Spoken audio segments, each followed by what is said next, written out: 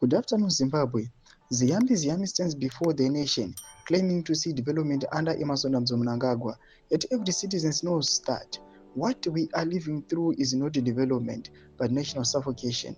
The country is collapsing in real time. Hospitals without medicine, roads turning into graveyards, communities abandoned, and the rights trampled with impunity. Sadapina mashoko ari kuda panguva ino tukona tikerera mujati panguva ino otaura the opportunity kuataka aiwa vana ziyambi nanatemba muliso vari kuonekwa kunzi they are pushing for constitutional amendments ekuallow the term extension, but panguva ino ari kuti macurrent developments necurrent situation munyika yezimbabwe doesn't favor that. Kuti subscribe or like or the bell icon. Kerera mujati anobuda nyora achiti with all the wealth he has accumulated from public office, one would expect him to at least invest in the clarity of vision needed to recognize the national decay unfolding before us.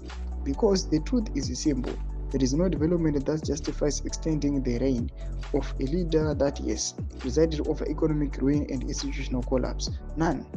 Kugadzirwa ziso iro or go to an eye check unyatsoona zvakanaka.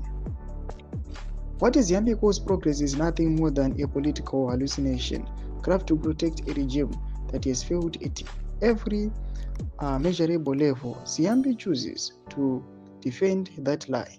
He must be confronted as part of a machinery responsible for deceiving the people. He is not a bystander. He is an active participant in a system that has made that our hope, our institutions, and our future. Zambia's survival now depends on men like him, functionaries who cling to power through propaganda, not performance. They know they cannot win the confidence of the people, so they manufacture narratives and they demand applause for ruins. That is why Ziyambi fights so fiercely, not for Zimbabwe, but for the political oxygen that keeps him attached to a collapsing order. Ziyambi represents the broader crisis in ZANU-PF, a collection of political placeholders desperate to protect their positions rather than save the citizens. Unelectable, unwanted, and sustained only by political patronage, they continue running errands for Mnangagwa instead of confronting the real issues facing Zimbabwe. The desperation stretches across the faction. The opportunists, the late arrivalists, and Mafikizolo, including Mary Muliswa and others, who are scrambling to secure extensions of power the people never approved.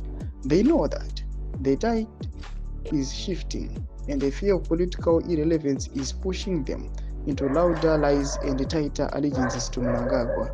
Here's the truth they cannot suppress. A regime built on propaganda, fear, and looting is already run out of time. The people will decide the future, not their manufactured narratives. Simple. Thomas Wamdaito kwa pana Kirina Mujati. Pinagome section medu mboza mafunguro enyi motu kudipa msoro pima utterance agi. Pinagome section medu za mafunguro enyi. So I'm a subscriber or like, hit on the bell icon.